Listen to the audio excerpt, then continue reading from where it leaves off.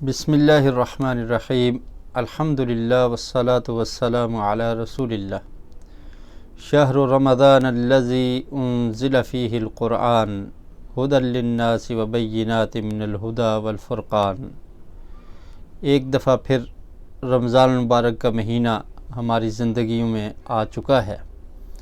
یہ وہ عظیم مہینہ ہے جس کے بارے میں اللہ رب العالمین نے قرآن مجید سورہ بقرہ کی آیت نمبر 185 میں ارشاد فرمایا کہ رمضان کا مہینہ ایسا مہینہ ہے انزل فیہ القرآن، جس میں قرآن کو نازل کیا گیا ہے، اور یہ نزول قرآن کا مہینہ اور قرآن ہدایت کی کتاب ہے، ھدی للناس وبینات من الھدی والفرقان، کہ یہ قرآن مجید ہدایت کا سرچشمہ ہے، اس میں واضح نشانیاں ہیں، اور اس قرآن میں لوگوں کے لیے ہدایت ہی ہدایت ہے۔ یہ حق اور باطل کے درمیان فرق کرنے والی کتاب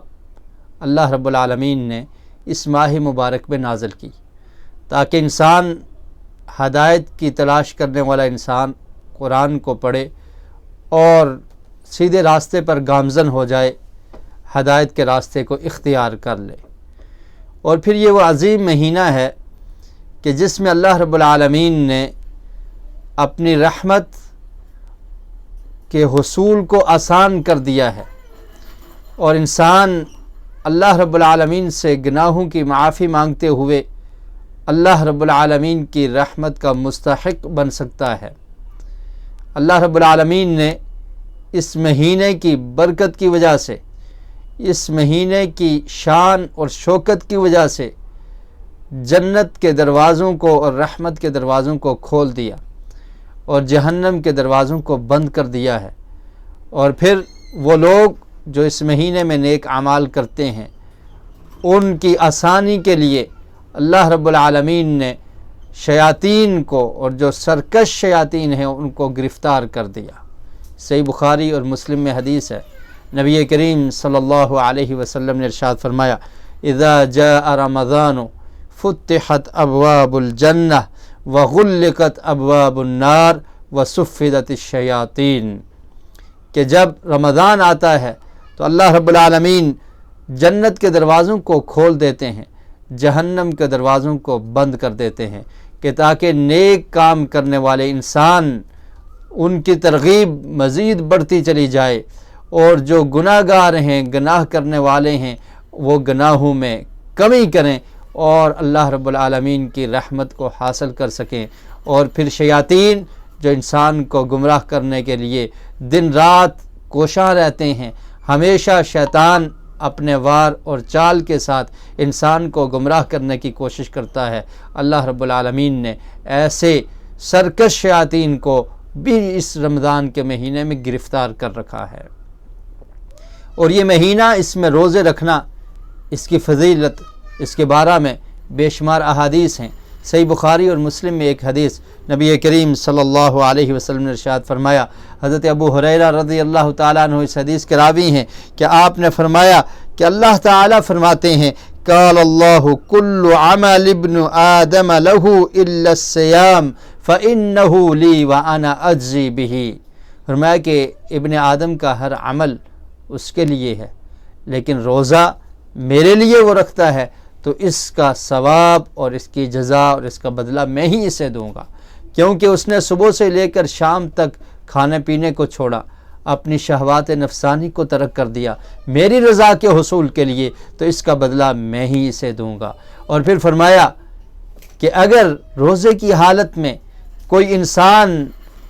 کسی دوسرے انسان کو، کسی روزے دار کو برا بلا کہتا ہے، فرمایا فلا یرفث ولا یسخب، کہ روزے کی حالت میں شہوانی گفتگو بھی نہیں کرنی، بری باتیں بھی نہیں کرنی، اور نہ ہی کسی سے لڑائی جھگڑا کرنا ہے۔ فَإِن صَابَهُ أَحَدٌ، اور اگر کوئی شخص آپ سے جھگڑ پڑے، آپ سے لڑائی کرے، آپ کو برا بلا کہے، تو اس کو کہہ دو کہ ان امرؤ صائم، میں روزے کی حالت میں ہوں، میں تیرا جواب دینے سے قاصر ہوں، میں تجھ سے لڑ نہیں سکتا۔ اس سے یہ بھی معلوم ہوتا ہے کہ جس طرح انسان نے صبح سے لے کر شام تک کھانے پینے سے رکنا ہے، شہوانی خواہشات سے رکنا ہے، اپنی زبان کو بھی کنٹرول میں رکھنا ہے، زبان سے جھوٹ اور غیبت نہ ہو، زبان سے کسی کو برا بلا نہ کہا جائے، اور زبان کی حفاظت کرنا، یہ بھی روزہ دار اور روزہ رکھنے والا وہ اس چیز کو، اس کی بھی حفاظت کرے گا، اور روزے کی حالت میں اپنی زبان کو بھی برا استعمال نہیں کرے گا۔ اور پھر وہ شخص جو روزہ رکھتا ہے،